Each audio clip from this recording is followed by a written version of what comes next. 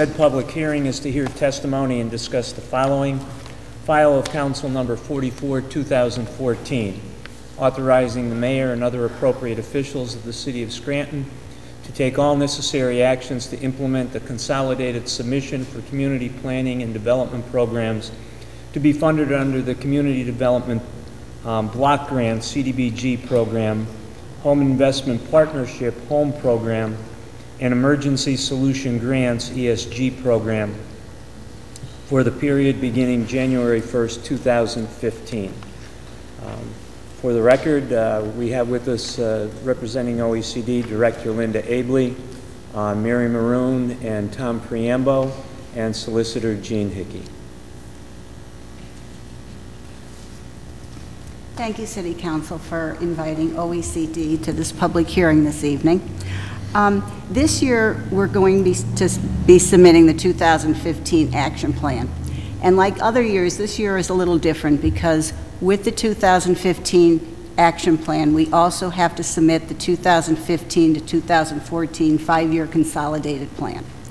For those that don't understand what the consolidated plan is, it's a 5-year plan that outlines how the City of Scranton is going to use their federal dollars for the next 5 years. And it's not activity-wise, it's project-wise. If you want to have bridges for the next 5 years, bridges have to be in the consolidated plan. So if it's not in the consolidated plan, we cannot fund it. So we have to be sure that when we submit the consolidated plan, the projects that we plan to fund for the next 5 years are included in this plan. Has City Council reviewed the activities that we submitted, that the administration has submitted? And do you have any questions? Yes. Any questions? Do you have any questions? Why we selected the ones that we did? No? Yes, I just have one question. Yes. For example, Meals on Wheels received a 67% internal score. Can you just explain how you score the applications? Yes, I'm going to let Tom Priambo. He oversaw the application process. So, Tom, you want to answer that? Sure. With every application that's received into our office, starting last year, OECD created an evaluation criteria. The criteria is made up of 4 components. There's the need component, which provides a 30 points, feasibility and readiness component, which is 25 points, and applicant capacity, which is another 25 points, and then the applicant's finances, and that's another 20 points. So that gives you a total possibility of 100% in a score. Each application, as I said, is evaluated with 2 members on a team who are assigned to evaluate each application through the office. And going through the applications, there may have been a history with the application or with the applicant, document the history of performance within OECD and the applicant.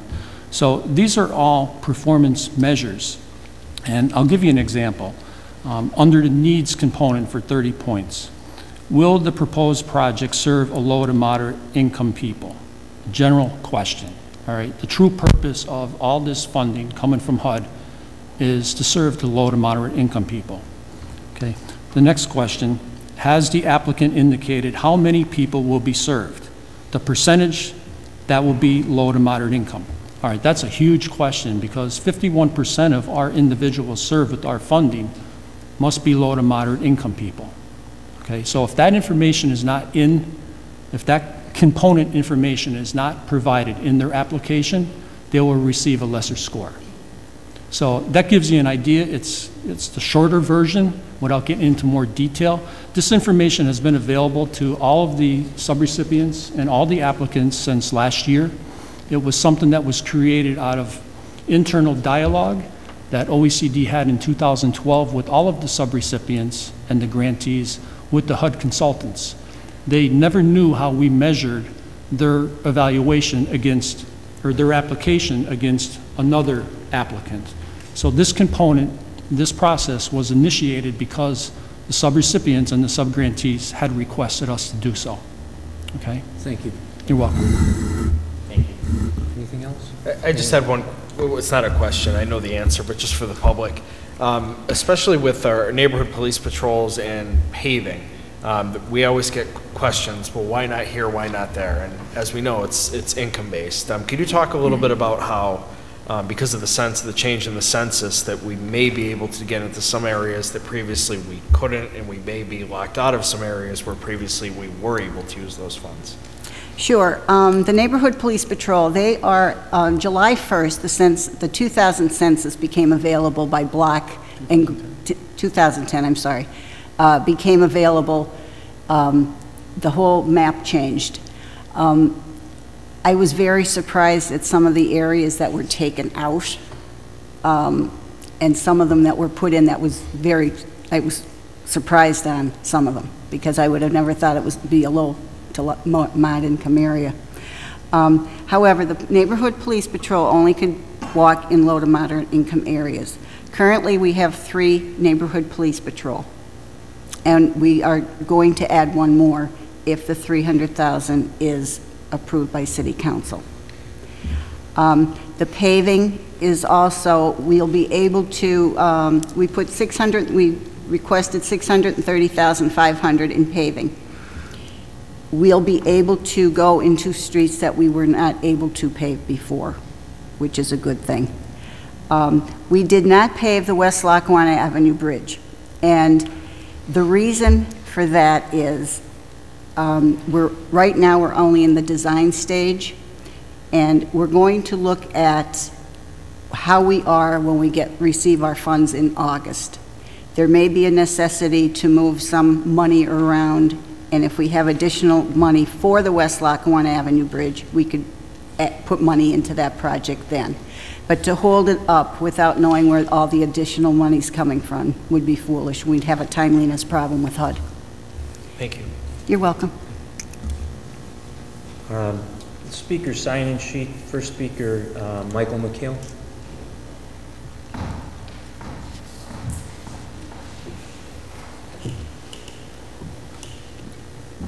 Members of Council, members of OECD, my name is Michael McHale.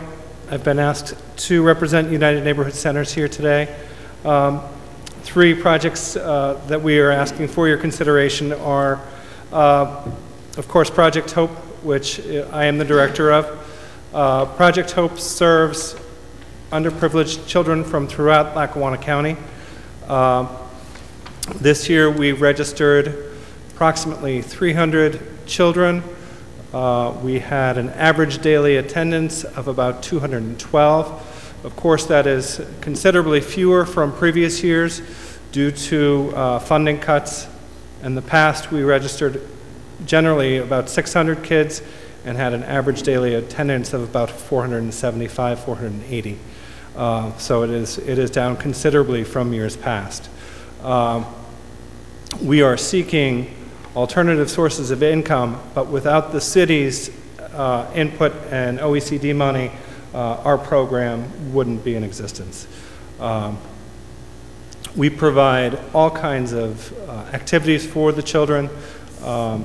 There's a ropes course, swimming, boating, and all of those things really provide an alternative to the city streets for these children. In addition to just our programming for the kids, our program really has a tremendous community impact.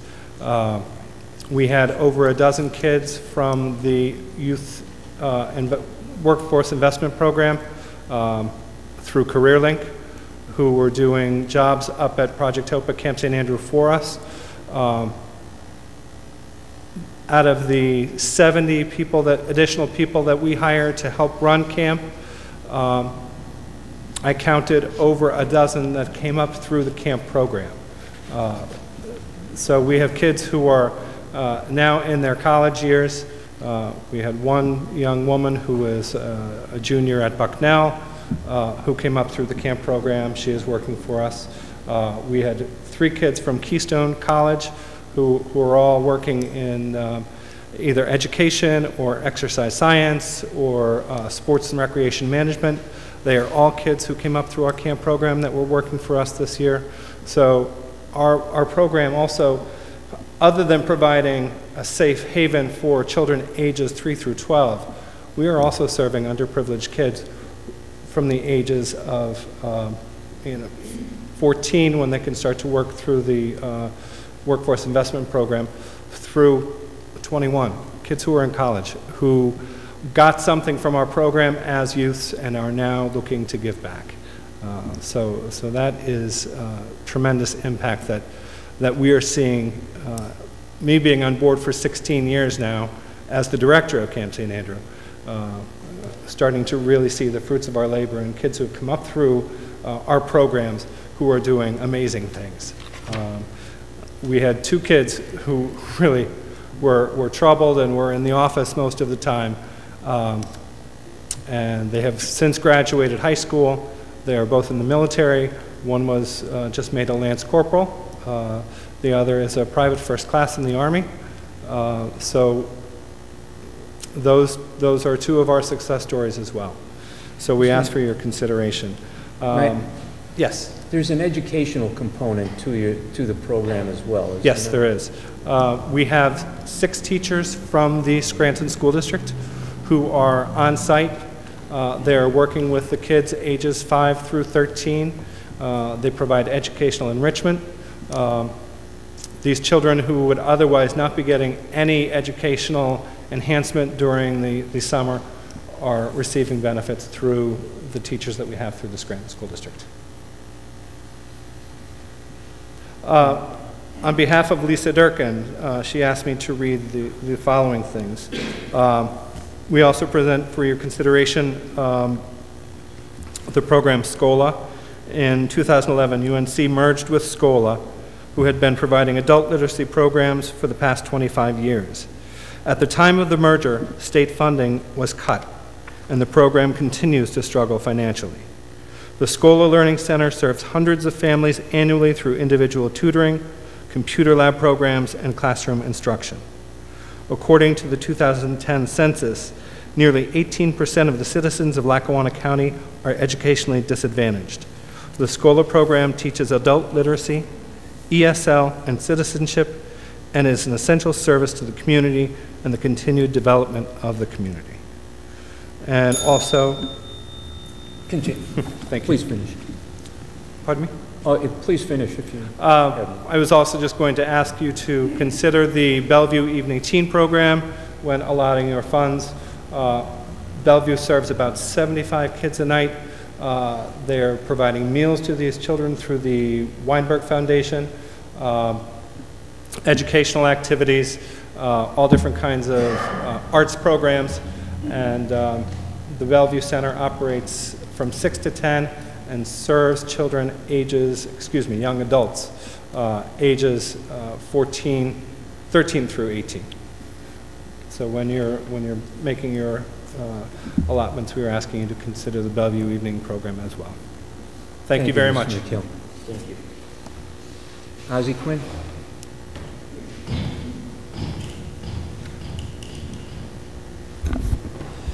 Good evening. Ozzie Quinn, President of the Hill Neighborhood Association.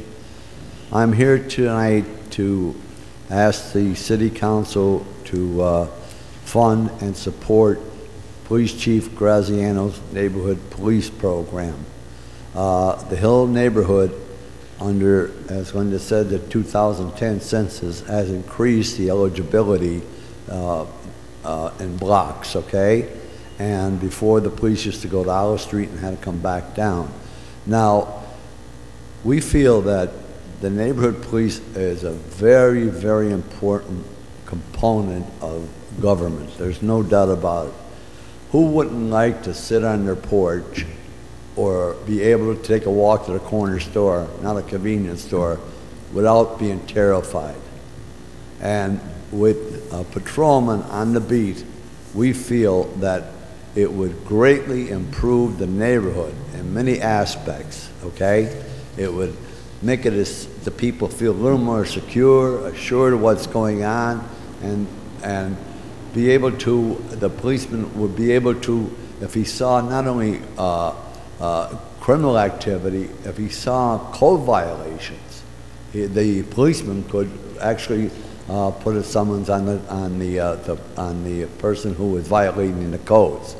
And we see this as a two-prong approach, and now you have 3 policemen in the neighborhood police, and 1 for our area patrols North Scranton also. And with our area expanding, we see the need for additional police, and I spoke to the chief, and he is very much in back of the Hill Neighborhood Association in regards to having a officer on the beat in the Hill neighborhood. So unequivocally, the Hill Neighborhood Association 100% backs the chief in his application for funding under the public services for neighborhood police. Thank you very much. Thank you, Mr. Quinn. Thank you. Marie Schumacher?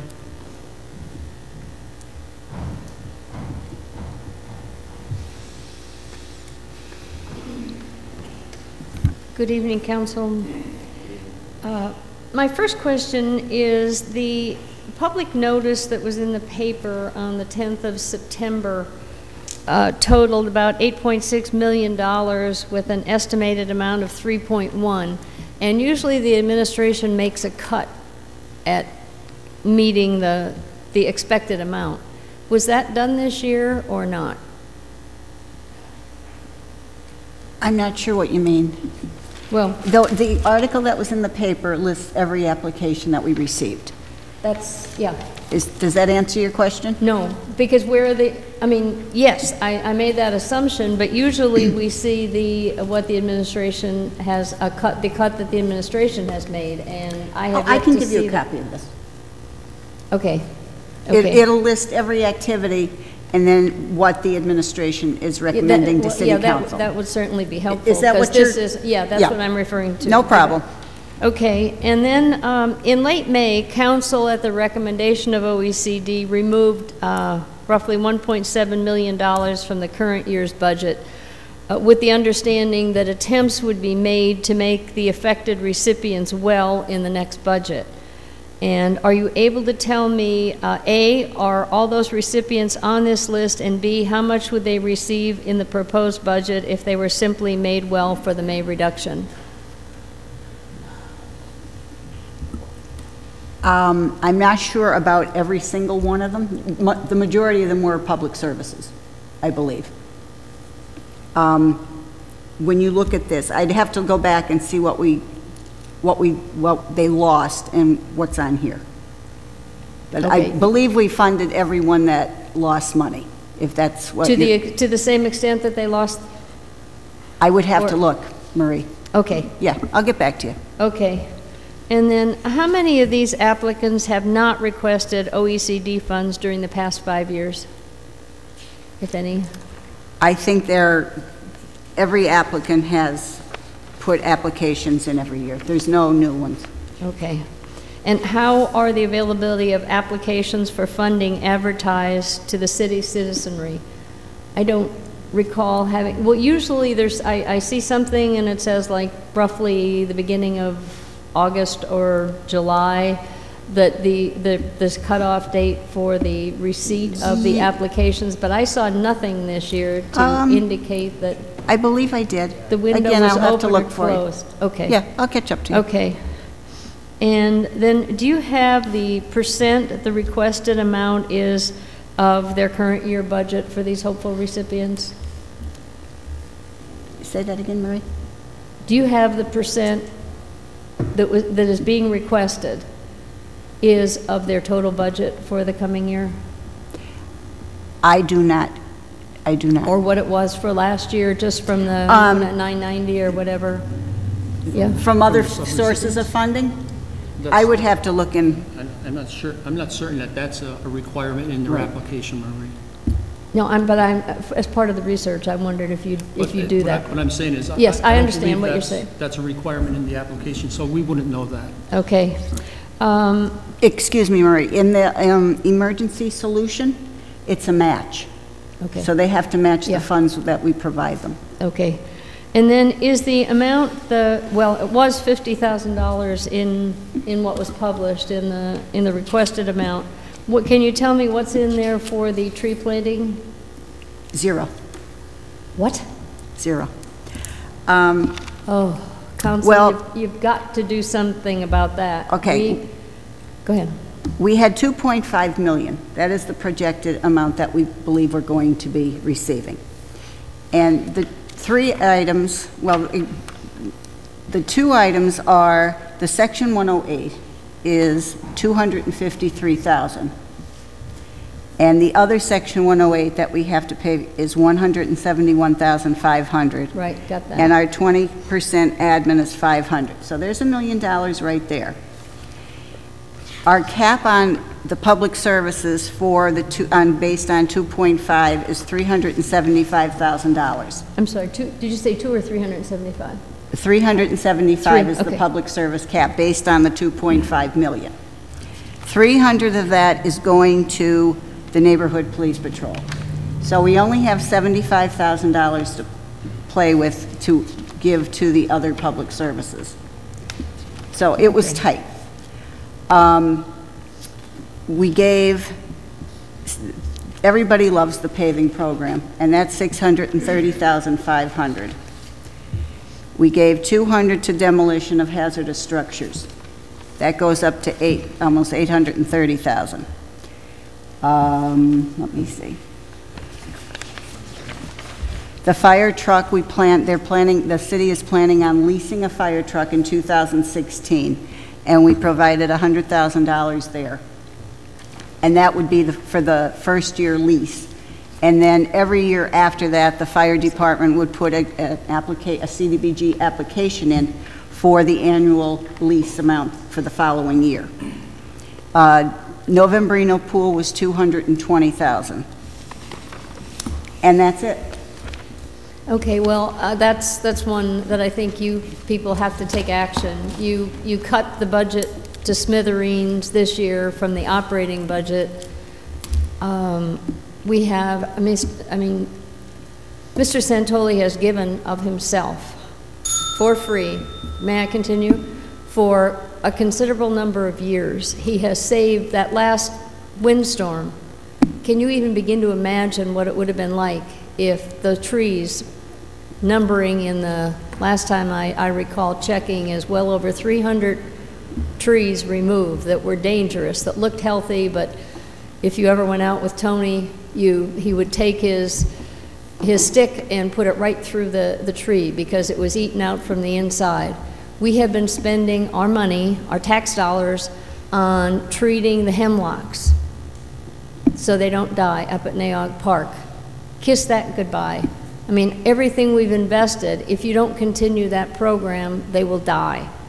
So I really think you need to find a way to put something back into that and not restrict it to tree planting. We also need to continue removing dangerous trees and treating the hemlocks. And then finally,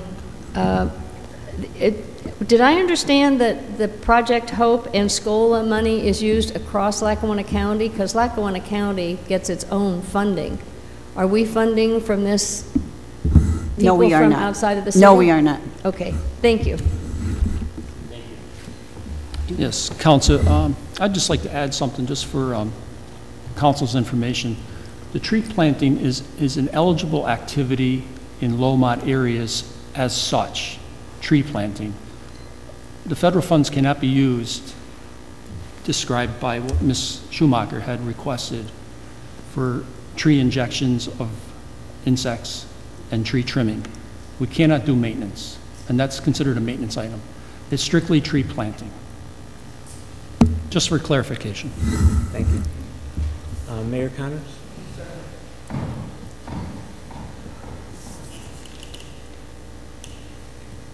Good evening, Council. Jimmy Connors, former mayor of the city of Scranton, and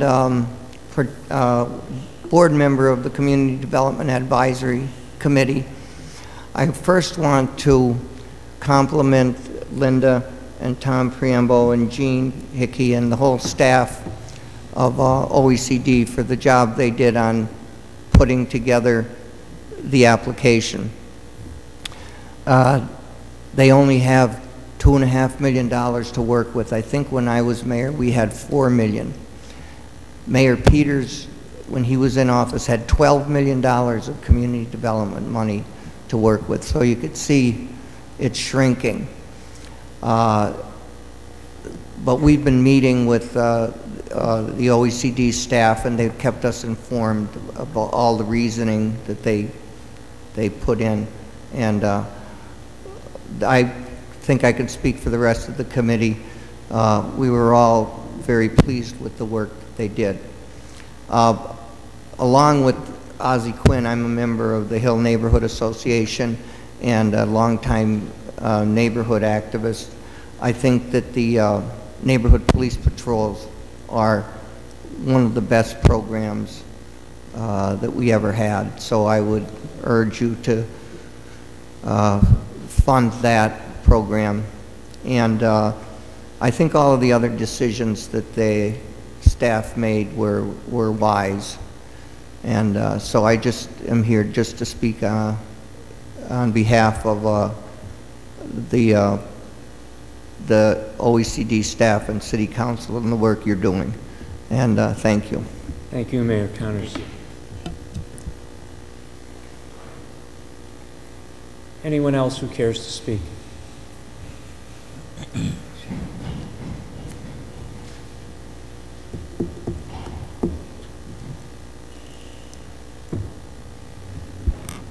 Good evening, City Council, OECD. Bill Jack with South Scranton. I also support the neighborhood policing program. Having prior experience in law enforcement, I support law enforcement all the way. I hope that OECD and whoever has to make those decisions also support the neighborhoods and the citizens of Scranton and do the best they can to allot as much funding to the neighborhood police department and the police officers in the city of Scranton as they can. My next area is a lot of people are concerned about the people who have gotten OECD grants in the past and have not repaid them. Can we find out do we have anyone delinquent like Alexander's and other places who were given money throughout the years, and they were just curious if all that money has been repaid, and if it has not been repaid, what steps are in process to try to get that money from these people? Yeah. Well, go ahead. Our delinquents. We have changed the policy in OECD when Mayor Courtwright came into office to start to actively pursue the delinquents, and within the next 30 days or so you're going to see that come to fruition with court filings pursuing people who have not made payments. So it's unfortunately a big list, and it's going to take some time to get everybody into the loop with regard to who we are going to go after, but the process will start within the next 30 days with court filings. Okay, as long as the process... Point of reference, those loans are not part of the action plan that we're... They're not part of the proposed action plan, and none of the people that are delinquent are part of the proposed action plan. Thank you. Okay, well, as long as there's a plan being placed into effect and the citizens are kept advised of what's going on. Thank you. Thank you.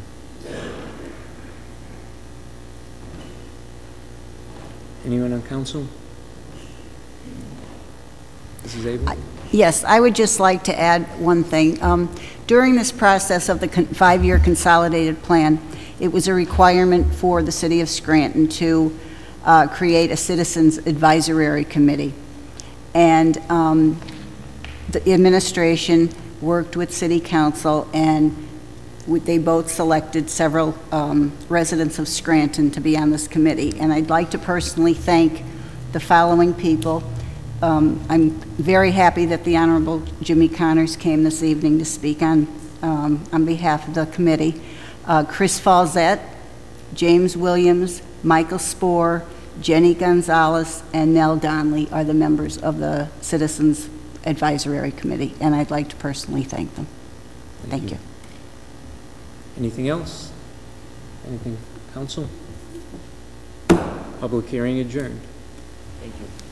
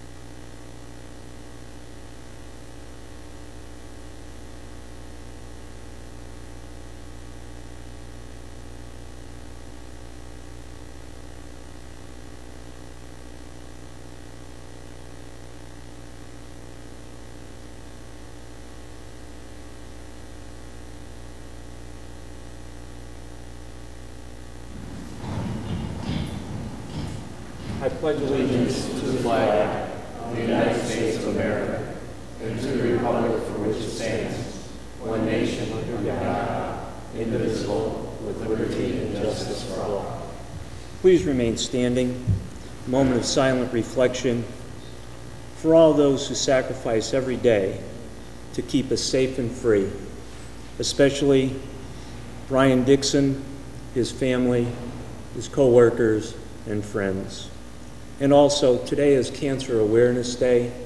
Please keep in your prayers and your thoughts those who have struggled with this insidious disease and those who have lost the battle with this disease.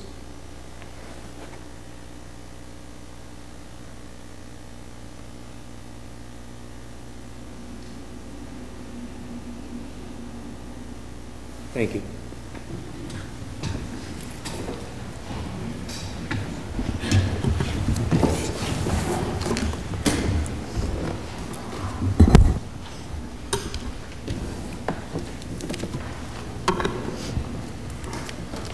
Roll call, please. Mr. Wexler? Here. Mr. Rogan? Here. Mr. Evans? Here. Mr. Gahn? Here. Mr. McGough? Here. Dispense with the reading of the minutes. Third order, 3A, audit status report from Robert Rossi and Company, received September 11, 2014. Are there any comments? If not, received and filed. 3B, tax assessors reports for the hearing dates to be held October 1st, 22nd, and 29th, 2014. Are there any comments? If not, received and filed. Any clerk's notes? No, Mr. McGough.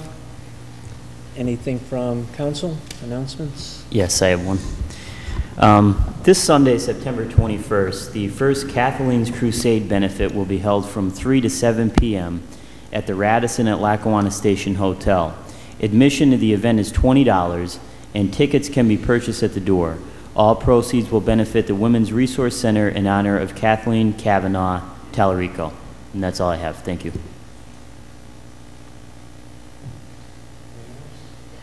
I should make note also on Cancer Awareness Day this weekend, this Saturday, will be the Komen Race for the Cure, downtown Scranton. Please, if you have an opportunity to participate or simply to offer support during this, this time. Thank you. Excuse me, fourth order, citizens' participation. Ozzie Quinn. Good evening, Ozzie Quinn. Good evening. Hill Neighborhood Association. The Hill Neighborhood Association will meet next Wednesday, September 24th, 7 p.m. The public's invited, and the council has an ongoing invitation. Would like to speak a little bit about last Friday. We had a tour initiated by Councilman Evans.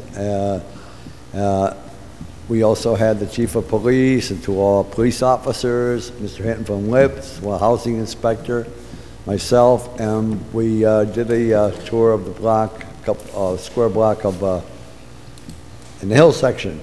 And you know, in the 600 block of Prescott Avenue, there's 16 properties that are absentee landlords. And for instance, one owner is from Coral Springs, Florida, one's from Brooklyn, New York, one's from Staten Island, one's from New York City, one's from Hempstead, New York, and the other one's from Los Angeles. Now, my problem is, how are they going to be able to fix those properties up? You know what I mean? When they're blighted. So basically, we are going to send a letter to Hill Neighborhood Association. We had a review by our attorney out to all the absentee landlords just to remind them of the rental registration program in the city of Scranton, and hopefully that they're abiding by the regulations. And if they aren't, they should get on board, you know? And you know, we will CC the Lips, and hopefully that we can do something, you know, and to address the blight. Now, Mr. Evans had an ordinance, the quality of life ordinance, that he brought with him, and I think it's a natural for the neighborhoods in the city of Scranton, okay? And in the Hill section, we'd like to see that adopted if we could. But we are, you know, and I spoke to Mr. Hinton at the meeting about this when he was there. He said, no problem with us writing letters, and we're going to try to write letters, and starting probably in 2 weeks, to the landlords and ask them to get on board with the rental registration program, and then go from the 600 block all the way through till we hit all of them, you know, and hopefully, you know, something can be done. That's all I want to say, and I appreciate what Mr. Evans did about that walk, you know. Just one question. Is the properties you talked about, is that primarily student housing, or is no, it? No, it's not? that's down, no student housing up on that block, no. Okay, thank you. No, but thank you, that's all I had to say. Thank you very much. Joan Hodewanitz.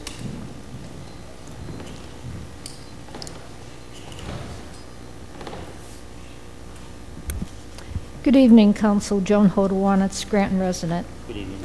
I want to begin by complimenting the city on the support it provided for the funeral this morning for Corporal Dixon. I know a lot of people were irritated by the change in traffic patterns and closed streets, but I think the funeral was a well-deserved salute to an honorable citizen of our Commonwealth, and I think the city did extremely well in providing police and public support to that event. Very sad day, but I think the city came out looking well. And I'm pleased that Mayor Courtright and Captain Graziano represented the city at the cathedral. I think that was, in this case, appropriate. Now, the second item that I'm not so pleased about is the audit status report from Rossi and Company. And once again, no progress has been made. We have less than 2 months before the city must present its proposed budget to City Council. What I'm really bothered about is the fact that the audit can only be as useful as the information that's provided to Rossi by the city. And what I'm beginning to get a sense of is this thing is so delayed and so much in trouble that we might be looking at a garbage in, garbage out situation.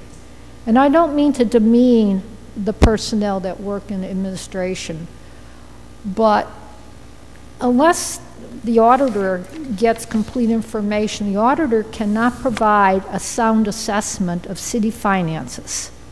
And you need that when you prepare the budget. So somehow we've got to get a handle on this, and if the solution is getting more personnel who know how to do governmental accounting, I hope to see that in next year's budget.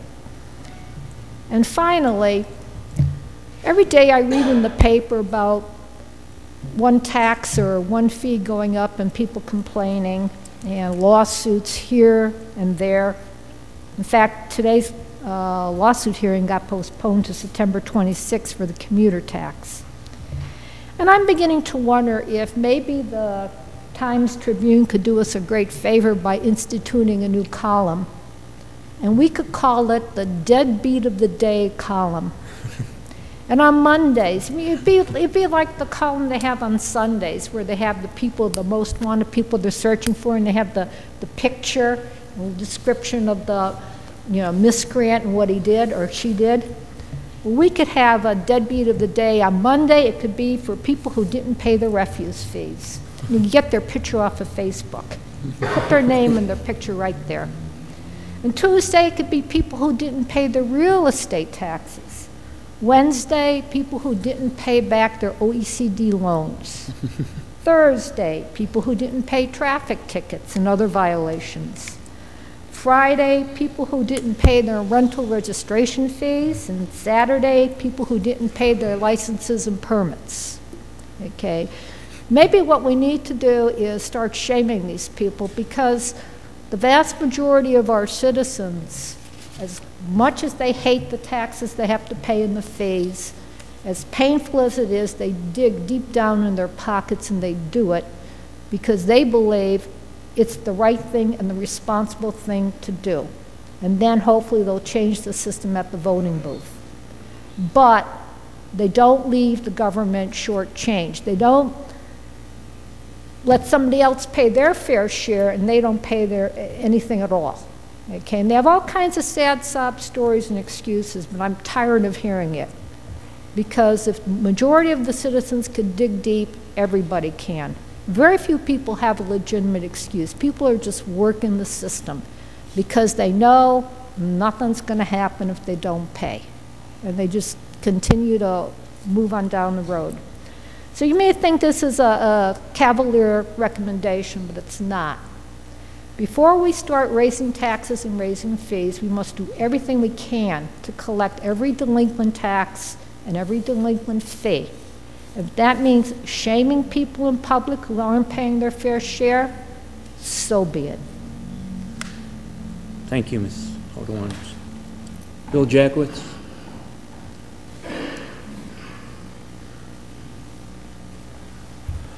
Good evening, Scranton City Council, Kathy, Kathleen, Lori, and Emil. Throughout my travels throughout the city of Scranton and surrounding communities, I'm basically asked two questions. Why do you think Scranton has been distressed for 22 years? That's question number one. My answer is always, I blame the politicians. I blame the mayor, city council, and the city controller. And because they're the ones who made the rules, raised the taxes, passed the ordinances, and signed the union contracts. That's my answer.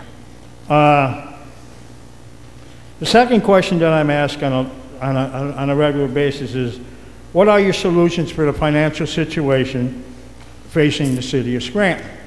My solutions, I hate to say it, is bankruptcy and bringing in a receiver group. Because going back to my first answer, the politicians have not done their job. They are the ones who are responsible for all this. I'm just interested in seeing what city council's answer would be to these two questions. Since you five are five elected officials of the city of Scranton. So I hope that maybe during motions tonight, one of you or all five of you would answer either one of those questions or both of those questions. I think the citizens and the commuters would welcome your answer to those questions. Like I said, I gave my answer. That's the way I feel about it. Okay, I would like to wish a happy birthday to the United States Air Force. Today is the 67th birthday of the United States Air Force. And as we all know, we have the Air Force pilots, Navy pilots, and Marine pilots flying combat missions over Iraq every day, flying combat missions over Syria every day, because they were directed to do so by their commander-in-chief. And that's what the military does. The military follows orders and follows instructions. Also, I'd like to make a recommendation. The Commander-in-Chief is sending 3,000 brave, young, strong military members over to fight Ebola, a very serious disease that kills. My recommendation is, instead of sending 3,000 young, strong, brave Americans, why don't we send 3,000 elected officials and politicians who are old and not very brave? That's my suggestion. Thank you. Thank you. Sandra Moran.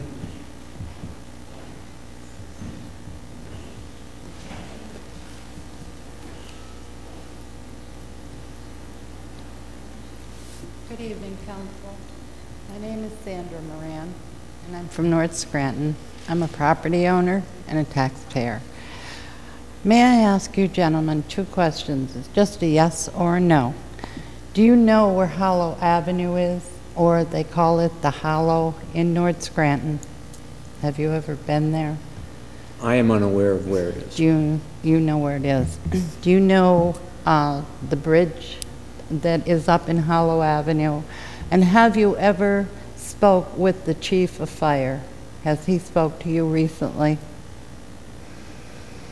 Not about anything dealing with the bridge, no. Every year they keep lowering the weight on this bridge, and it is the only way in and out of the hollow. And there is 9 families down there, older people, babies, middle age, and they keep lowering and putting the signs up. It's down now to 9 ton. A few times a week you will see the fire chief and his chauffeur driving real slow around up there. And I never stopped him to ask them, but last week my neighbor did. And this is what really called my attention to it. My neighbor asked, "Why are you up? Why do you keep coming up?" And he said, "We are looking for another road in or out." And my neighbor said, "There is not another road in or out of up in this area." And he said, my neighbor asked him, he said, "If there is a fire up here, can a fire truck go over that bridge?" And the chief of fire said, "Absolutely not." And this kind of scared me. I don't want to see my neighbors. We've had 3 house fires up there. Thank God they were not big ones, but they were enough that we did, and this was in the past. If we needed one now, we are in trouble. But I did write a few little notes here to bring your attention to it. We need your help, gentlemen, very, very badly. And we can't wait on this. This is an emergency, because if this bridge goes down, if a truck happens to come down and not pay attention to this sign, that bridge goes down. We have no way to get in or out, to work, to the store, to a doctor, no way. And I mean, what do? Call our employers and tell our employers, we'll be with you in a couple of years because we can't get out. But I am here tonight for ask for your help. As I said, I live on Hollow Avenue, North Scranton. To get to the houses of all 9 families on Hollow Avenue, you have to go over a bridge. This bridge is rated 9 ton. That's 18,000 pounds, and that is our problem. Fire trucks cannot get to us. Rescue 1 weighs 28,000 pounds. Engine 8, which is based in North Scranton, weighs over 35,000 pounds. Ambulances can weigh up to 9-ton limit. With the condition of the bridge, we expect the limit to be reduced again and again. Then ambulances won't even be able to legally get to us. We pay the same garbage fee as every homeowner in Scranton. Yet 18,000 pounds empty, a garbage truck cannot cross the bridge. Our garbage is removed by a pickup truck. And may I add, the man that does it, he does a very good job, but with a pickup truck. And as you can understand, they cannot pick up everything that we have. Only the smaller pickup size snowplow can cross the bridge. Residents cannot get bulk delivery or delivery stone or deliveries dependent on larger trucks. My neighbor just had to have her driveway done a little bit because it was getting potholes. And she had to pay extra because the contractor had to make a couple trips. He could not bring the load of what he needed at one trip. I come tonight to ask for help, but I also come here with a solution. In the 1400 block of Hollow Avenue, just past and to the left of 1422 Hollow Avenue, there is a right-of-way for Pennsylvania American Water leading from the current to Wales and Mary Street bypass bridge. Simply by making improvements on this right-of-way and paving it, this problem would be solved and our neighborhood would be safe again. I understand that gaining permission to open the road would be required. From a cost standpoint, construction will soon start on rebuilding the Rockwell Avenue Bridge a few blocks away. And the contractor, Krager, will need a place to dump dirt that could be used as fill for low spots on the proposed road. Other contractors in the city could also dump clean for fill instead of trucking the material to other places. I would hope the city could find funding to pave this road and to help us. And we are 9 families with infants to older people, one very sick woman in our neighborhood. Council, your assistance will mean the difference between being trapped by a failing bridge, unable to be reached by emergency equipment and municipal services, and getting back to a safe neighborhood. I ask for your help at this time tonight, and I hope you understand this urgency. We can't wait on this. We just can't wait any longer. Thank you, Mrs. Marie. And if I could approach council, I did bring down what I have just said, along with pictures. And just please I will give them to her. And my name and my address and my phone number is on here. Feel free to call me at any time, and I'd be glad to meet anybody there, explain or show anybody. But we really, please, be our hero and help us. Thank you. I think what we should do maybe is contact Chief DeSarno and then maybe have a meeting with the neighbors in that area. I wasn't aware of that.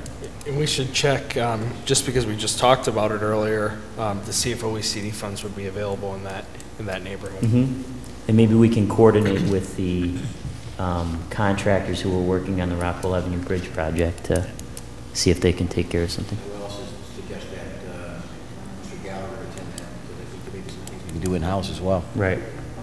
Yeah, and see what activity the North Scranton Neighborhood Association can participate in that as well. Mm-hmm. Yeah, that's serious. Thank you. Bob Wallace.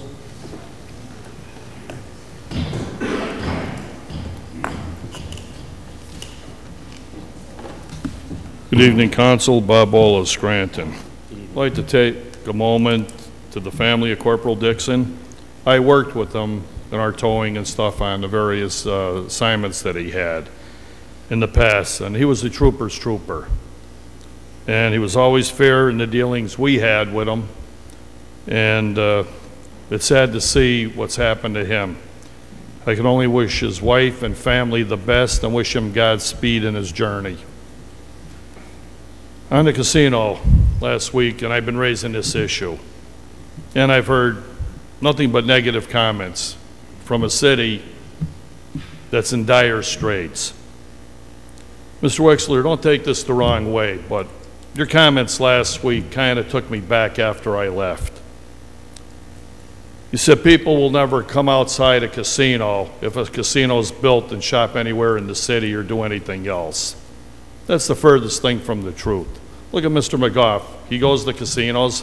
He frequents them. He said there. And where's he tonight? He's here in the city of Scranton.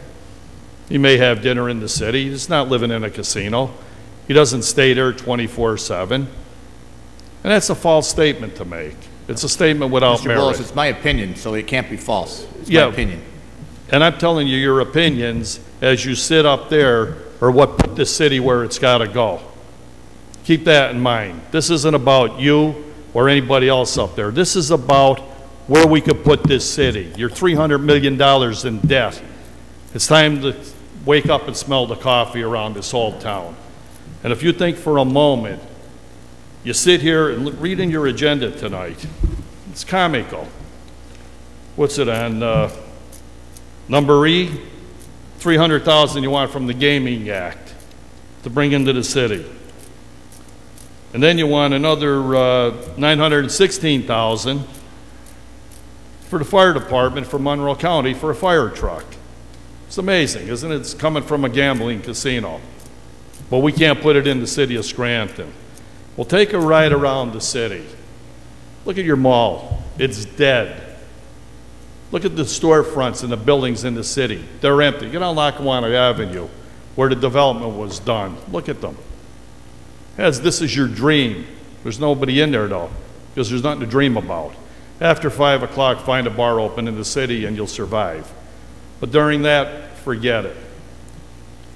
We're the ones putting up $50 million for a license. It's not costing you a dime, but you'll reap the benefits.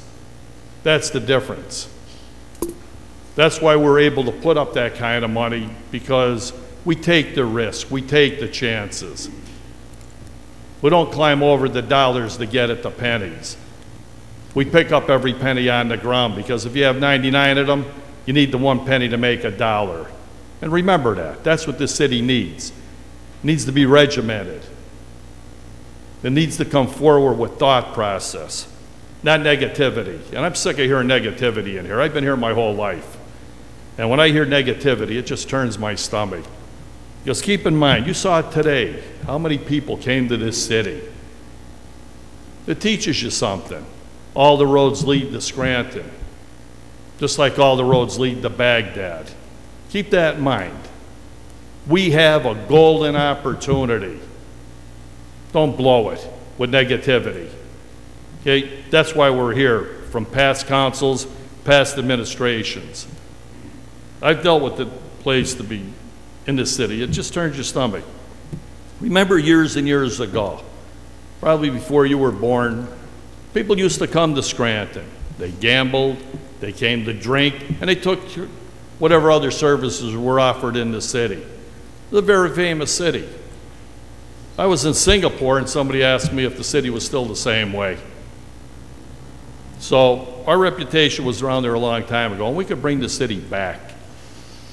Because with growth, we take the old Globe building and we turn that into a convention and conference center with loft apartments in it, where people that work in the casino pay their rent, pay things. We make things happen. Why are we building a new bus terminal? For what? To come to an empty storefronts? It's not time to be negative.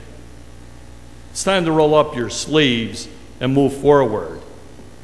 It's time to get a business attitude, just the company you work for. If they don't want to do nothing, they'd go broke one day. But they think about business. They think about competition. And we don't give a damn about competition. That's what makes us grow. But I'm fed up in this city with a lot of things. I took out a demolition permit this week for the church I bought, Holy Cross Church, and the hall I bought. Because of the corruption in this city, and I'll say it very plainly, the original deal was $1 to buy the church, and the district justice was buying the hall after the church was torn down and a parking lot was made for $2. Already had a deed, but never filed it until after I filed my deed for everything. I paid $35,000 to preserve Scranton's culture and history.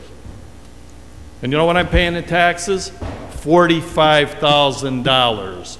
Yet you'll sit here and not do a darn thing about the nonprofits like the you and others that should be paying more money. Yet I got assessed $500,000 for a $3 building and church. So what I'm going to do is I took a building permit out to demolish the church and the hall. The kids that I've allowed to play free there, Mr. McGoffin, please don't roll your eyes because this is serious business. Mr. Wallace, every week I understand, you come to the but let me podium, finish, please. you refuse to because abide by it's important what's going the on rules that everyone else does. It's important what's going on in this city. And it's time we all take a hard look at it. I invested my money in this city. Mr. Wallace, you're out of order at this point in time. And I took out the permit to demolish it, but when those kids now that I've let play there for 5 years at Holy Cross Hall have nowhere to go, are you going to give them a place to play for free like I did? Is anybody else going to give them a free, please? Answer my question. Are you going to give something for free? Mr. Wallace, look at the corruption. You're out of order. Listen, look at Please the corruption in the city, Mr. McGough, that they could assess in Lackawanna County, could assess you and take a building and assess it for $500,000 that was worth $3. And you tell me that there's fairness in the city. I've contributed to this city, and it was heartbreaking for me to take this permit, but I have to demolish this church in order to get myself where it's a business practice now, and not get screwed over by these people that are corrupt in this city. Thank you.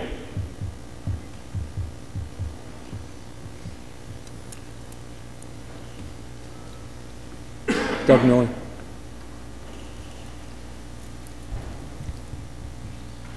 Doug Miller, Scranton. Just to respond to some comments that were made earlier in regards to allegedly deadbeats or claiming people are deadbeats because they don't pay their bills, and that we want to implement some sort of, I guess, public humiliation tactic, I guess, to expose people that don't pay taxes or fees. And I just don't really understand where the concept would be on that. I think that if you take a look around the city and you see the amount of poverty and the amount of people living in fixed incomes, it's very simple, gentlemen. We could sit here and talk about delinquent taxes. We could post names in the paper, but at the end of the day, the bottom line is very simple. We've talked about it for decades. People can't pay what they don't have. And until we can grasp that concept, I guess we're just going to continue to waltz around and spin around in circles and think we're going to get somewhere. I don't understand where the mindset is sometimes. The problem in this city is very simple. The voters had a responsibility for the last 50 years to make smart choices at the polls. Their track record isn't too well. It's led us to a path of destruction. It's led us to a path of where the city is today, over close to $250 million in debt. And so ultimately, the voters have to look themselves in the mirror and take responsibility. And the troubling thing is they've yet to do that to this day. They've yet to take responsibility. And yes, the elected officials are the ones that make these decisions. But at the end of the day, people put them there. We don't just wake up and assume office. Mr. Courtwright didn't just one day get the keys to the mayor's office and walk in. You 5 people didn't get the keys to City Hall and walk in. You were elected. And the voters have to take responsibility for their decisions and their actions. But yard signs and money and utter nonsense were more important than fact and reality. And that's led us to where we are today. That's the reality. You know, for some reason, we want to live in a fairy tale land and think that we're getting somewhere. But until we hold ourselves accountable for our actions, we're just going to continue to kick the same can down the road and expect a different result. Mr. Amoroso was brought in here for one reason, and we know that. It's very simple. To liquidate every asset we have that isn't nailed down. We now want to sell the parking garages, which is an absolute absurdity. It's not common sense. We talk about the need for common sense in our government. Well, folks, we haven't had that in our government for a very long time. Selling the sewer authority at a price that isn't even near what that sewer authority is probably worth, because we haven't taken the time to find out what it is worth. But even taking the time to find out what it's worth isn't even relevant, because the discussion of selling that asset shouldn't even be coming forward. We have thousands of people fleeing this city on a daily basis. Why?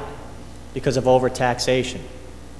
So we've sucked the life out of every resident of this city that we possibly can, and now what are we going to do? We're now going to put it on the backs of commuters. People who are just, again, coming to the city to earn a living, to support a family, and now we want to punish them because we're incompetent, because we mismanaged the pension fund. Where did all the money go? You know, we talk about the pension shortfall, but yet we haven't gotten an answer as to where that money went, how it was squandered and mismanaged. And yet so many of our elected officials just find it to be a big joke. You know, the disrespect in this chamber is just totally obscene. You know, last week we had a resident of this city who's been coming here for decades, probably, well, not probably, definitely been coming here a lot longer than anybody seated on that side of the podium, who had a few simple requests. And that the fact that this council couldn't be courteous enough to submit those requests, I find that very troubling, because I feel that this council should be just as concerned as anybody that comes to this podium. And to not follow through, I just think, is a total failure by our government. You have an obligation to represent the residents of this city, not yourselves. We've had a lot of self-serving representation in city government, and that's why we're standing here today speaking in this tone, because there's not one reason to have any optimism. My generation, I guess the best thing you could say is get out of here. And I've had so many people say that to me. Doug, what are you doing here? You're crazy. You're 24 years old. You're a young guy. Get out of here. This city has no opportunity. But I'm not going to give up.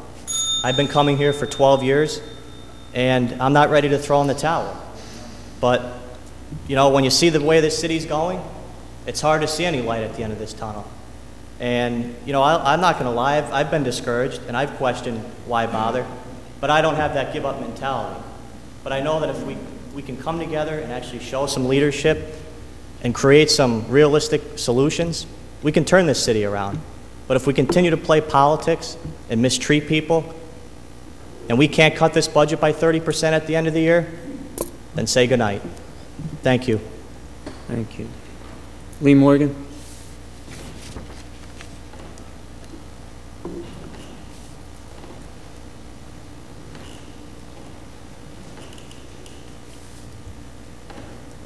Good evening, Council. The first thing, you know, just sitting here listening today, Mr. Bolus, if I was him, I think I'd hire an attorney and I'd sue the city for political retaliation. Because if all these documents exist that he talked about today, I think the city would find itself in very, very bad situation. But, you know, Mr. Wessler, I missed something you said.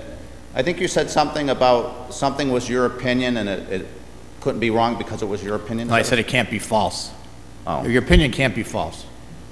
Your opinion can be wrong, but it can't be false. Okay. You know, the other thing I have here is a lady came here today and spoke about her bridge.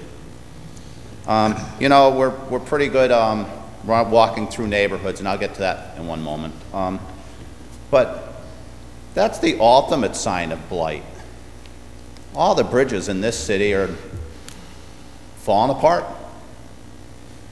You know, I mean, you know, it's pretty easy to mail people letters and decide you're going to chase people for rental registration and raise taxes and all these things, but to be quite honest with you, we're well beyond that point. I think we're at the point now where we have three things here to determine. Cutting the taxes, cutting the budget by 30%, not make-believe, just go in there and cut it by 30%. 5 intelligent people sitting on that council and mayor downstairs. Okay, or go into receivership or bankruptcy. Because, you know, shaming people into allegedly paying money they don't possess is absurd. Going forward and asking people to keep contributing to something that can't be turned around is just as absurd. Selling parking garages, and you know the most troubling thing though is that last week the questions I asked this council, they should have asked themselves the first day they took those seats. That's very troubling. And there's like, without, you know, exaggerating, I probably have about 100 or 150 other questions I'd love to ask. But that's because I've been on this side of the podium for 20 years. And like I said before, I got here late. And there were people here who tried to turn this city around long before I got here. Long before I got here. And I just think that, speaking for myself, I'm not interested in any mayor or any council's opinion. I'm interested in fact. I'm not interested in studies unless I know who paid for the study and how it was compiled and the questions that were asked. You know, it's time to stop being misled. It's time to stop presenting the residents of this city with falsehoods that we're going to walk through a neighborhood, and that I tried to get to that last week when I was here. You know, I grew up on the hill. We walked through that hill when I was a kid, 16, 17 years old. People were afraid from outside the city to walk in the hill. I never had a problem walking in the hill. I walked through the hill all times of the morning, from midnight till 5 in the morning if I wanted to. I was never afraid somebody was going to mug me or something bad was going to happen to me. It wasn't a bad neighborhood. It was a poor neighborhood. Something that we've spread throughout the city in desperation to reach federal funds. Because as long as the city was economically distressed, the federal government thought it had an obligation to try to turn it around. And boy, they did quite a job. Because you know what I'd like to know? I'd like to know where all the community development money in this city went to for 30 years. And why this city looks the way it does. And you know, a lot of things that Mr. Miller said here tonight, I've said many times before. But the difference between myself and you, possibly you, I don't want to put words in your mouth, is I make my decisions based on fact, not opinions, not how I feel, but what I think and what I've studied. And I think that that's why we can't make a turn, because everybody's got a great plan, but when you factor it together, it doesn't add up. Look at the block where Bawana's is.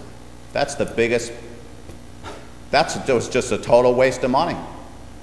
Look at the hill section, look at Southside, look at our city, look at our bridges, look at our infrastructure, non-existent. It's really time to cut the budget by 30%. It's really time to start considering cutting taxes. You know, Andy Spragula said here a couple of weeks ago that when the wage tax was instituted, he was willing to suffer through it because he wanted to make sure that his mother could stay in their home. Well, look, it hasn't solved any of our problems. And is the wage tax actually going down now? And what have we accomplished? Thank you. Gerard Hetman.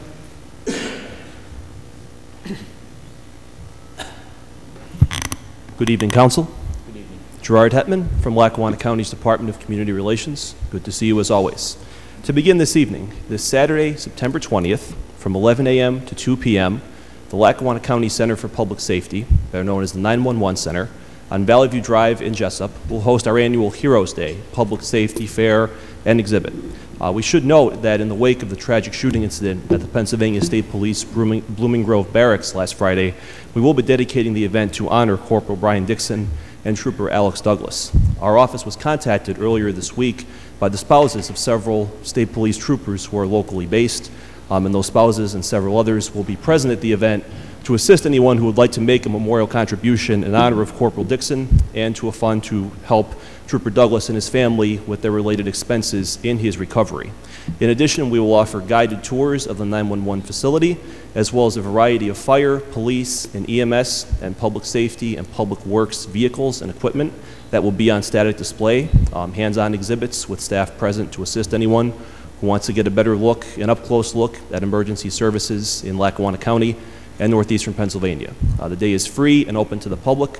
We will have light refreshments available. And I would just like to note regarding the date, we did have several logistical issues to deal with at the 911 Center in terms of scheduling a date for this.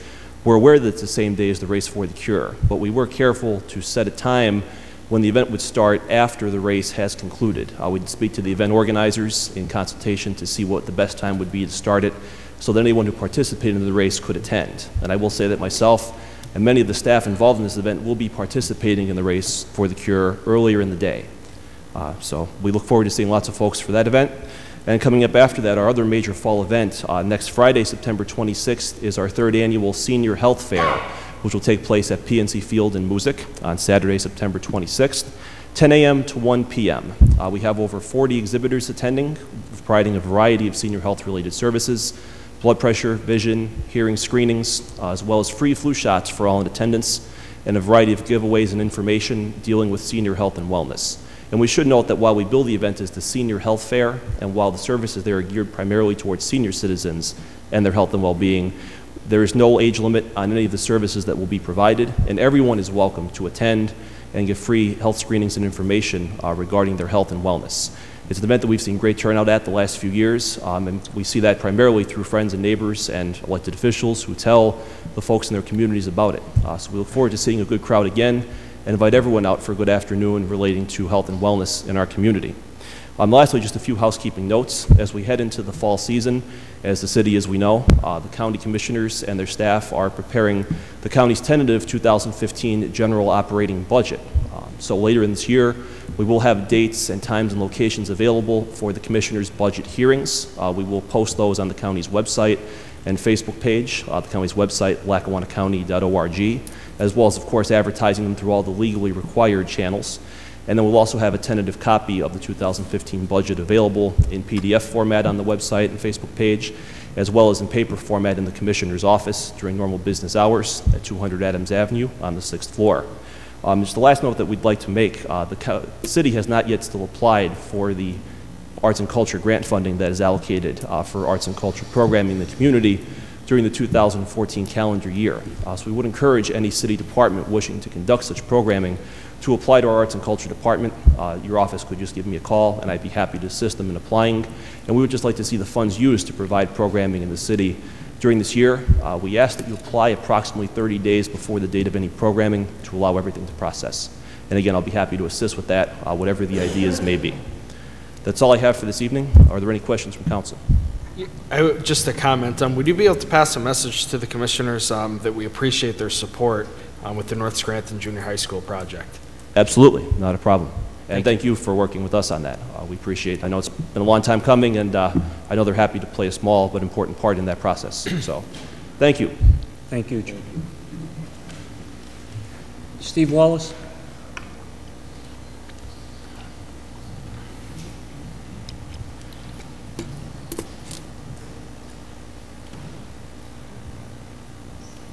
Good evening, Council. Steve Wallace, Southside Neighborhood Watch Vice President.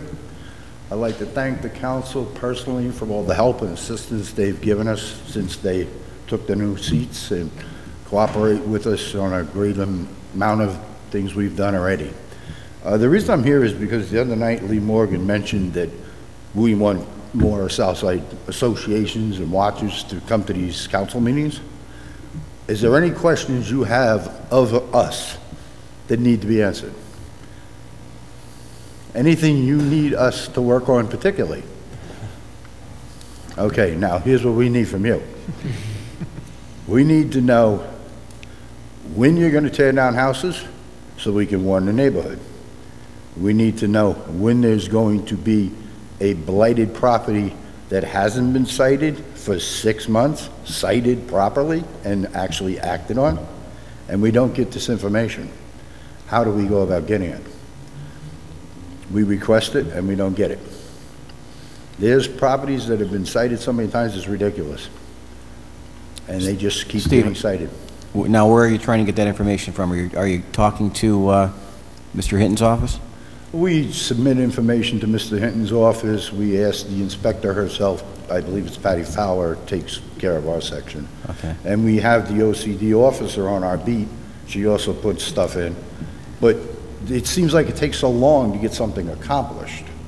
Now, I had proposed at one point that you people have the rental registration. If you took the rental registration and put an ordinance amendment on it where the tenant is actually charged with the citation, because the landlord isn't there. Put it on the tenant who's causing the problem. Well, that's actually a big part of that quality of life ordinance that we're proposing. All the council members have reviewed it and are very interested in it. And what that does is if an inspector goes to the property and the problem is caused by the tenant gets a ticket, right, which is a citation. It's a non-structural issue. Right, right. That the litter, garbage, furniture on the porch, all right. this stuff. If you tall put grass. it on the tenant, right, because they have to respond. Yeah, because the problem before was what would happen is they'd send a citation to the landlord who lives in New Jersey, and it takes a month if he responds at all. So we feel it's going to be a much more proactive approach, and I think that you'll be happy with the results of it. Absolutely. Okay, that's great to hear. I'm glad to hear that. As far as these tenants that say they can't afford it, why can't we have community service? They can't afford it, you do 10 days a week, and you clean up other people's blighted property or vacant property. And the magistrate said to me at one point that she can't do that unless there's somebody to oversee it, the people who are doing the work. I did that for many years with Magistrate Russell, and that's always an issue, getting somebody to supervise that. But what you're talking about is if somebody gets cited and they fail to pay, part of that punishment could be community service. Right. But that's a long process before you get to that point. There's always people that are available to do that, and I would go back to Magistrate Corbett again and ask her if you're willing to supervise if she has community service workers to help out, because every year this time you always have dozens of university students that get caught for underage drinking or other kids, and there's plenty of people around that can help you out. All right. Sounds good to me. Thank you for listening to me, and I hope to be working with you successfully in the future. Thank you. Thank you. Anyone else who wishes to address council? Good evening. Dave Dobson, resident, Scranton. Taxes and fees paid. Once again, I'd like to announce that the Taxpayers Association had a conference on the river and sewer, and it can be viewed on ECTV. Hopefully some of you will catch it and review it and keep in mind what the information that's available. Number two, once again, I mentioned volunteer firefighters last week. Sawyerville, 700 grand pilfered. Music, over 300 grand pilfered. Many more, probably well over a dozen, even closer to 20, where large amounts of money were pilfered. We need a new state law in dealing with these organizations. It's not the organization, it's usually one rotten apple, but a warning to the wise outside the city. If you have a volunteer fire force, you better keep in mind that these people may get tired of working around the clock only to have all the money and funds they rounded up pilfered. Now, on these delinquent fees, it was mentioned earlier, and we're taking steps to collect current and just barely past due fees. But what about these fees that have been existing for years? I heard a story of a landlord, and it could be checkable. I never checked it. I remember the name. Something like a half a dozen properties, owes $15,000 on the trash fees, hasn't paid them for almost since they existed. And this is a real problem here, because it's like at, what, $7.5 million or something? We're not in trouble, we're just having trouble collecting our money. We need to do this. We need to get some kind of program. And as far as people on fixed incomes or whatever, well, they do get raises, but years back we reformulated the cost of living assessment. And in a way, if somebody was getting an honest cost of living assessment and another person's working in the private sector job market, the retiree in 5 or 10 years might be making more than the working man in the same field, because the raises aren't forthcoming. I worked in the automotive industry for years, and every time there's an Iraq or an Iran or a hostage crisis or something, and then unsympathetic governments, Dave Stockman, oh, automotive industry is just an expensive jobs program. Well, how do you think people make their living if they don't have a job, you know? So the point being that Social Security hasn't kept up with it, but delinquent taxes and fees when somebody's definitely well able to pay. And I was also wondering if you could put like the old style welfare lien on against the property where it doesn't get collected until it changes hands. Or we used to have to go to court. You probably remember, Wayne, back in the 70s to get a welfare lien that was handed out during the 30s or early 40s, and the people died off and the house changed hands, but somewhere in this in some file there's a welfare lien against the house, so they used to have to get it crushed. That's what title insurance is about also. And the tax exempts. Now, I'd like to note Luzerne College has expressed an interest in Scranton. Adams Plaza just fell to a non-profit. Intermodal Transportation Center, we lost 2 tax-paying businesses, and we don't have intermodal transportation. There's no rail service and none in sight. It's been talked about for 30 years.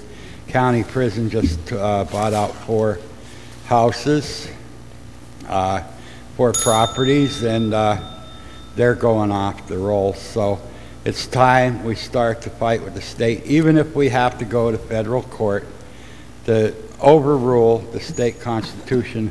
And I'm also interested in that information you read off last week, Wayne. Is there any kind of website or something that I could go to? Or the HUP test? On the criteria for tax exempt. Yeah. I would just Google HUP test.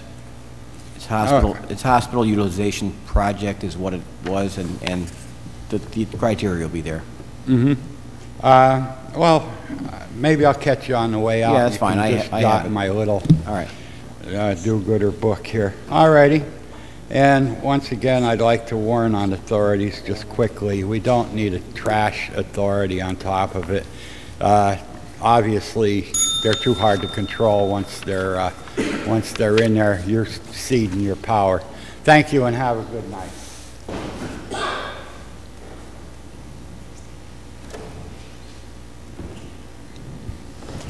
Good evening, Marie Schumacher, city taxpayer.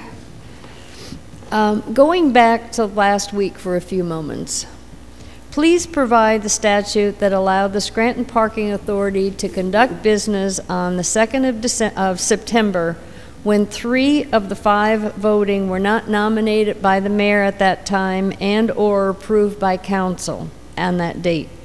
I still believe any actions taken at that meeting should be null and void.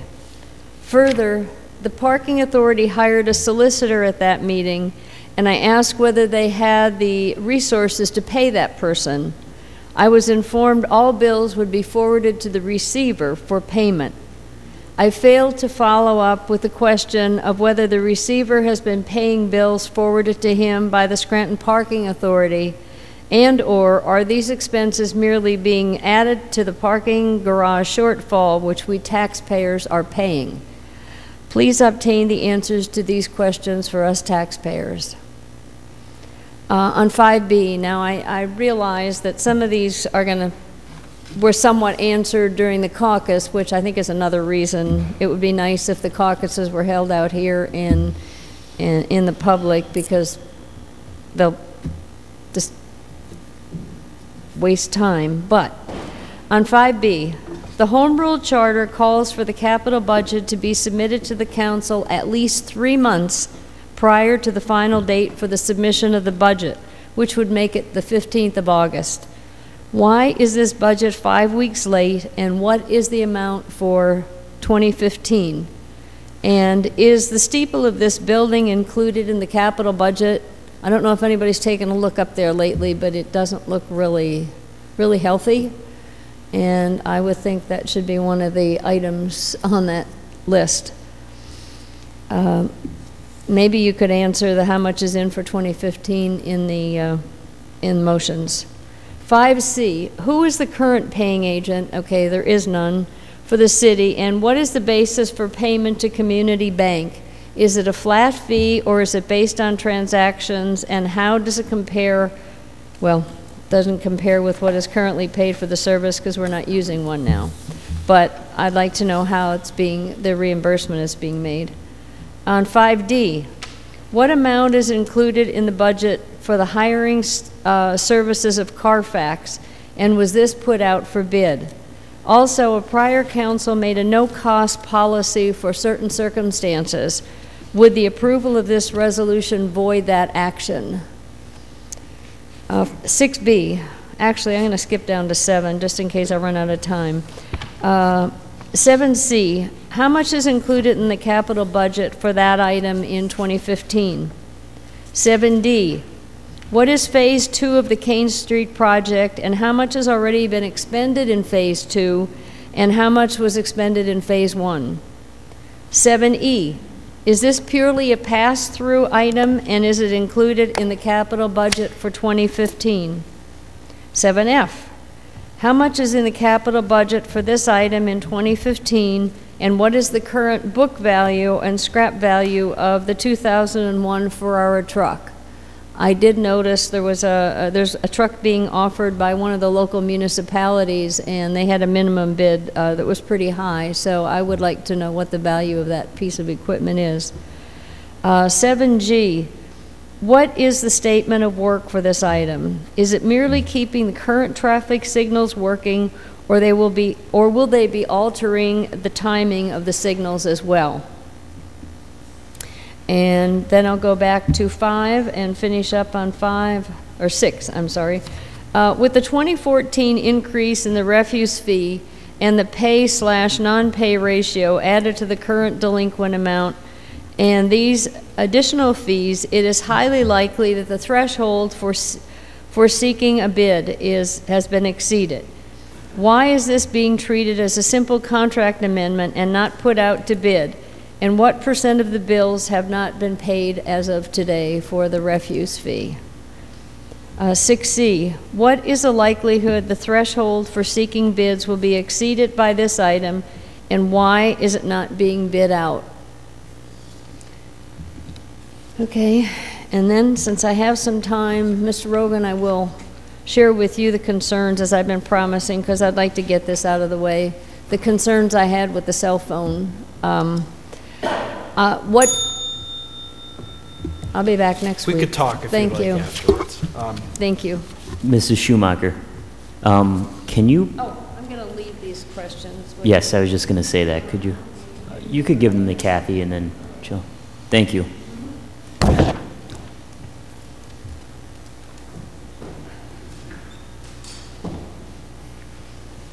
Anyone else?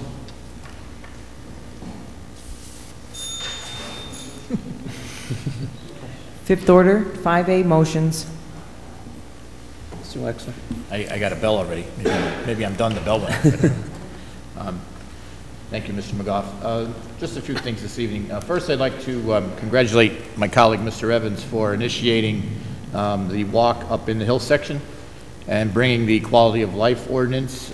We spoke about it before, but he took some action on it. The rest of the council, we are also interested in that, and we are working with the administration to get that going as fast as possible. Last week, we spoke a little bit about the refuse fee for 2014. We have been working with the city business administrator and the city treasurer to look at ways that we can improve the collection of that tax during the year. Right now, you receive one bill, and that's it. So we are working to see if there's a way that we can send out subsequent bills to people that didn't pay as reminders, and also doing some cross-checking to see if those bills, if we can keep better track, as some of the speakers have brought up, if we could keep better track of who is paying the refuse bill and who is not. Part of the problem is that the vacant properties, people who are demonstrating that their properties are vacant, they have to demonstrate that with utility bills from successive months. So normally those aren't put into the system until around, I believe, September or October. So the list is kind of out of whack with delinquent properties that may be vacant. Last night I did attend a meeting of the South Scranton Neighborhood Watch, and I would like to congratulate them on a successful program that they ran for children at Connors Park. Speaking of some of the things that were said tonight, at this time I do not agree with receivership or bankruptcy. We are here to try to do our job first before we do anything about receiver or bankruptcy. We have a new council, we have a new mayor, we have some new administrators in place, we have people on different boards. We are developing a better attitude for our city within the financial community, and at some point we may end up with the receiver or bankruptcy, but right now I believe that we have to be given a chance to do what we can. I feel that there's a misconception about the receiver. The receiver has no other options than options that we also have. And the only thing with the receiver is their decisions would be probably much more severe than anything that we are discussing. So like I said, I do not believe in that right now. In regards to the Carfax service, the Carfax service is a free service to the city. There is no charge for that. And that's all I have at this time. Thank you. First, and Mr. McGough mentioned this under when we did our prayer, my thoughts and prayers are with Trooper Brian Dixon and all of those in the state police who have been working diligently to catch this heinous individual who committed these acts. So our thoughts and prayers are with them. Onto just a few items tonight. The first one is I have to give a giant thank you to somebody who I've been very critical of in the past, and that's State Senator John Blake. For those who don't know, Senator Blake cast the deciding vote to move Senate Bill 76 for property tax relief out of committee. He was the deciding vote, so I want to extend a huge thank you to him for doing the right thing for the people in his district and especially the people in the city of Scranton. I hope that he will continue to support this bill and that this bill will pass the Senate, the House, and be signed into law by the governor. Because this is one of the few ways that property tax relief can be brought not only to the city of Scranton, but to the entire state of Pennsylvania. Regarding item 5D, I believe Ms. Schumacher was referring to the ordinance that City Council passed. It was about 4 years ago now to ensure that police reports were free for the victims of crimes. I think, I would like to check just to be 100% sure that this would stay in accordance with that, because that was the last thing you ever want to see is a victim of a crime be victimized again by government to have to pay a fee. I remember the case very clearly is actually the person who brought it to our attention has since passed away. But it's certainly not fair for anyone to be penalized after already being victimized. So I will check into that just to be sure. And finally, just because it's been brought up many times at these meetings and a lot of times in the community I've been hearing, is the idea of a casino in the city. Obviously, city council or anyone can't advocate for a specific person to obtain a casino license. Now, do I personally believe if the state were to allow a license for the city of Scranton, it would be a good thing? I do. I think it would encourage economic development in our downtown. I also think it would, the other side effect, which we're benefiting from it now, is the gaming funds. The host county receives much more money in gaming funds than the counties that are touching the host. So we are receiving, and we are voting on some of these items tonight, some money that we're receiving from gaming funds. If there were a casino in Scranton or Lackawanna County, we would receive much more bang for our buck as far as those funds go that could be used for projects or what it should have been used for, which was property tax relief. But it is an idea that I fully support. Do I think the state is going to act on it? Unfortunately, I don't, but I hope that they will. And that is all I have for tonight. Thank you. Mr. Evans? I'm going to touch a little bit on SB 76 as well and thank State Senator John Blake for being the swing vote to get this bill out of the Senate Finance Committee. We have a long way to go before we have a bill, but the first step, that very first step, is huge. For those who may not know or remember, SB 76 is a proposal for real estate property tax reform that eliminates school property tax, which is replaced by a broad-based tax approach, which includes an increase in the sales tax and the state-earned income tax. This allows for the burden of the public school system to be shared by all consumers and workers, and not just through the archaic concept of taxing property owners. This bill will allow seniors to stay in their homes. It will foster economic growth and will bring fairness to the tax system. So again, thank you, Senator Blake. Currently, there are two bills before the state legislature dealing with pension reform. And I know I'm getting to be a broken record on pension reform, but I just can't help myself. One simply mandates what many of us already have been saying all along: all new hires must be in a 401k style or a 403b style plan, or at least a hybrid of the current system. Of course, the wheels of government take a long time to turn. So with that said, I personally believe the only way for the city to begin to have long-term financial stability as it relates to the pension issue is, one, immediately close the existing pension plan for any new employees, and two, create a defined contribution plan for all new hires. Also, some of you may have seen the news article about the quality of life ordinance, and we talked a little bit about that tonight. Of course, this is modeled after an ordinance that's currently in effect in the city of Hazleton. And because I am not one for reinventing the wheel, if something is working somewhere else, we should look at it, and if it will work for us, we should implement it. Pat Hinton, the Director of License and Inspections, and Chief Graziano were both on the walking tour along with Ozzie Quinn, and all involved expressed support for enacting the ordinance. So we're hoping to get it fast-tracked so Mr. Hinton and his department could begin. I know in conversations with my fellow councilmen, we are all excited about the possibility that this has to improve the quality of life for all of our residents. And finally, I know last week I made an offer to the administration to help in any way with discussions with nonprofits as a representative from council. I still feel my background in real estate as a former director of assessments with Lackawanna County and as a consultant for 21st Century Appraisal during the Luzerne County reassessment process gives me a unique perspective on having those discussions. So give me a call. I'm here. I'm ready. So that's all I have. Mr. Glenn. Yes, thank you. My prayers go out to the families of State Troopers Brian Dixon and Alex Douglas in this very difficult time. My prayers also go out to our state police and local law enforcement in trying to apprehend the suspect in this terrible crime and this terrible incident. I mentioned 2 weeks ago that I felt the city should revisit alternate side of the street parking during snow emergencies, and I hate to keep bringing up snow, but it's definitely coming soon. I also said that I felt a snow emergency plan should be published on the city's website so that residents could access it. Other cities in Pennsylvania do this, and it is very successful. I had a very productive meeting with the mayor and DPW Director Gallagher in which we discussed these items among some others with regards to the DPW during snow emergencies.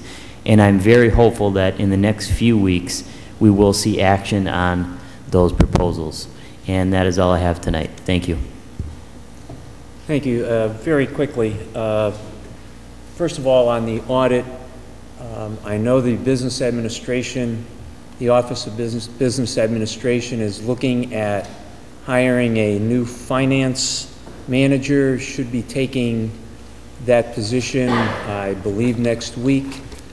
Also, they are seeking at this point in time to redirect some funding to the possibility of seeking an outside accounting firm to help expedite the budget, or excuse me, the audit. It is felt, and I know in conversations with the business administrator and with others, that completing this audit by the end of the calendar year is paramount concern, and they are working toward that end. Even though it would be exceedingly late, it still is something that we really need to have done by the end of the calendar year.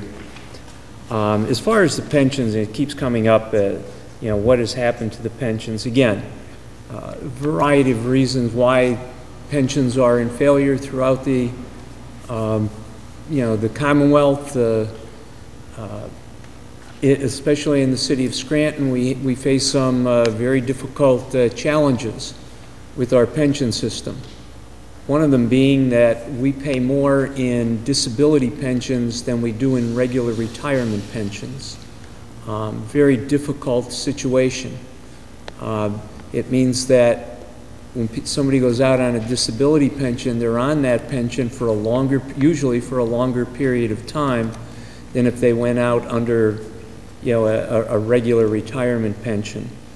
One of the issues that's being looked at as we move forward on the you know, discussions with the unions as far as the pensions are concerned. Believe me, the administration and council is working every day to try and resolve the issues that confront the city. It is not something that we only do once a week on, you know, Thursday nights. And it's not something that the administration does just, you know, a few hours a week. This is something that is constant, and we heard from Business Administrator Bolzoni during the caucus that at least one of the issues is hopefully being brought to resolution.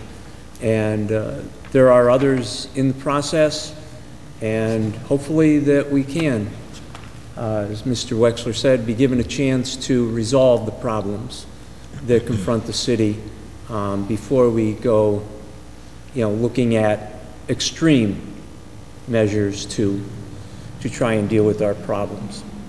And that's it. 5B, for introduction an ordinance approving and accepting the updated City of Scranton capital budget for the year 2015, the second year revision and extension of the 2013 5-year plan. At this time, I'll entertain a motion that item 5B be introduced into its proper committee. So moved. Second. On the question, all those in favor of introduction signify by saying aye. Aye. Opposed? Ayes have it, and so moved.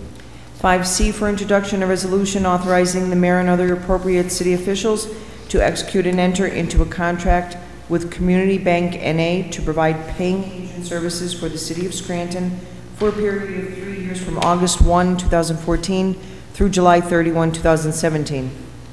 At this time, I'll entertain a motion that item 5C be introduced into its proper committee. So moved. Second. On the question, to answer one simple question, at this point in time, the city does have a number of paying agents. For different debts, there are different paying agents. One of the purposes of this is to create a single paying agent to sort of simplify the process of debt payments. Again, Business Administrator Bolzoni explained some of the possibilities with this single paying agent and the reasons why the city is looking at doing this. All those in favor of introduction signify by saying aye. Aye. Aye. Opposed? Ayes have it and so moved.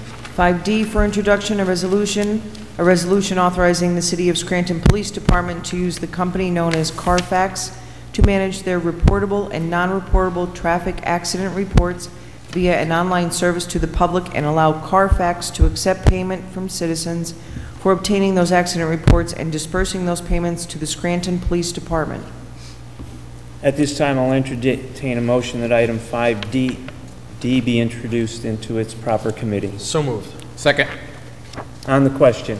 Yes, Mr. McGough. From speaking with Chief Graziano, this is actually an upgrade to the services that the citizens will be able to take advantage of. Carfax is providing the service to us. This will allow people to download their accident reports from the internet, and it also, Carfax will collect the fees that have already been established for accident reports within the city. So it kind of brings us into the current century. All those in favor of introduction signify by saying aye. Aye. Opposed? Ayes have it and so moved. Sixth order, 6A, reading by title, file of the Council number 44, 2014, an ordinance authorizing the mayor and other appropriate officials of the City of Scranton to take all necessary actions to implement the consolidated submission for community planning and development programs to be funded under the Community Development Block Grant Program, Home Investment Partnership Program, and Emergency Solutions Grants Program for the period beginning January 1, 2015. You've heard reading by title of item 6A. What is your pleasure? I move that item 6A pass reading by title. Second. On the question. On the question? All right. For the record, I will be abstaining from voting or participating in any votes related to the 2015 OECD Action Plan. I have had a long-standing professional relationship with two of the applicants, UNC and Lackawanna Neighbors Incorporated. I have represented both of these extraordinary nonprofits as their realtor on several projects and respect the work that they have done and continue to do so. I feel it would be inappropriate for me to vote on next year's funding while I still have a business relationship with both of them. Even though that relationship had been previously disclosed to OECD solicitor by me prior to taking my seat on council, I still felt this would be the proper course of action at this time. Furthermore, I have asked our solicitor to review any possible conflict that my business relationship with those applicants may have as defined by HUD and send that review to HUD for a determination. That's all I have. Thank you, Mr. Evans. All those in favor signify by saying aye. Aye. Opposed? Abstain. Ayes have it and so moved. I make a motion to table item 6A as per the 30-day public comment period required for OECD. That's required by HUD. Second. On the question, all those in favor of tabling item 6A signify by saying aye. Aye. Opposed? Abstain. Abstentions? Ayes have it and so moved. 6B, reading by title, file of the Council number 45, 2014, an ordinance approving penalty, interest, and fee schedule for collection of delinquent refuse fees. You've heard reading by title of item 6B. What is your pleasure? I move that item 6B pass reading by title. Second. On the question, all those in favor signify by saying aye. Aye. Opposed? Ayes have it and so moved. 6C, reading by title, file of the Council number 46, 2014, an ordinance authorizing the mayor and other appropriate officials of the City of Scranton to execute and enter into a third addendum to the professional services contract with Northeast Revenue Services, LLC, for the collection of delinquent taxes, to expand the collection services performed by Northeast Revenue Services to include the collection of delinquent annual occupancy license and parking lot operator fees. You've heard reading by title of item 6C. What is your pleasure? I make a motion to amend item 6C as follows. In the summary title, delete occupancy license and parking lot operator fees and insert rental registration fees. In the second whereas clause, delete occupancy license and parking lot operator fees and insert rental registration fees. In the now therefore clause, delete annual occupancy license and parking lot operator fees and insert delinquent annual rental registration fees. Second. Are there any questions on the amendments? All those in favor of motion to amend item 6C signify by saying aye. Aye. Opposed? Ayes have it and so moved. Mr. Chairman, I move that item 6C as amended pass reading by title. Second. On the question, all those in favor signify by saying aye. Aye. Opposed? Ayes have it and so moved. Seventh order, 7A, for consideration by the Committee on Finance for adoption, file of the Council number 42, 2014, creating and establishing special city account number as noted, entitled Free Swim for Citizens of Scranton, for the receipt and disbursement of those funds received for this purpose. What is the recommendation of the Chair for the Committee on Finance? As chairperson for the Committee on Finance, I recommend final passage of item 7A. Second. On the question, roll call, please. Mr. Wexler? Yes. Mr. Rogan? Yes. Mr. Evans? Yes. Mr. Gahn? Yes. Mr. McGough? Yes, I hereby declare item 7A legally and lawfully adopted. 7B, for consideration by the Committee on Public Safety for adoption, file of the Council number 43, 2014, designating the 500 block of Bogart Place as one-way designation westbound from Cedar Avenue to South Washington Avenue, approximately 430 linear feet. What is the recommendation of the Chair for the Committee on Public Safety? As chairperson for the Committee on Public Safety, I recommend final passage of item 7B. Second. On the question, roll call, please. Mr. Wexler? Yes. Mr. Rogan? Yes. Mr. Evans? Yes. Mr. Gahn? Yes. Mr. McGough? Yes, I hereby declare item 7B legally and lawfully adopted. 7C, for consideration by the Committee on Finance for adoption, resolution number 77, 2014, ratifying and approving of the execution and submission of the grant application by the City of Scranton Police Department to the Pennsylvania Department of Community and Economic Development for a local share account grant, Monroe County, in the amount of $180,000 for the Scranton Police Department to fund the completion of Phase 2 of the Community Surveillance Network project, authorizing the mayor and other appropriate city officials to accept the grant if successful, coordinating and dispersing the grant funds for Phase 2 of the Community Surveillance Network project. What is the recommendation of the Chair for the Committee on Finance? As chairperson for the Committee on Finance, I recommend final passage of item 7C. Second. On the question, roll call, please. Mr. Wexler? Yes. Mr. Rogan? Yes. Mr. Evans? Yes. Mr. Gahn? Yes. Mr. McGough? Yes, I hereby declare item 7C legally and lawfully adopted. 7D, for consideration by the Committee on Finance for adoption, resolution number 78, 2014, ratifying and approving of the execution and submission of the grant application by the City of Scranton Department of Public Works to the Pennsylvania Department of Community and Economic Development for a local share account grant, Monroe County, in the amount of $625,417 for the Department of Public Works to fund the completion of Phase 2 of the Kane Street project, authorizing the mayor and other appropriate city officials to accept the grant if successful, coordinating and dispersing the grant funds for Phase 2 of the Kane Street project. What is the recommendation of the Chair for the Committee on Finance? As chairperson for the Committee on Finance, I recommend final passage of item 7D. Second. On the question, roll call, please.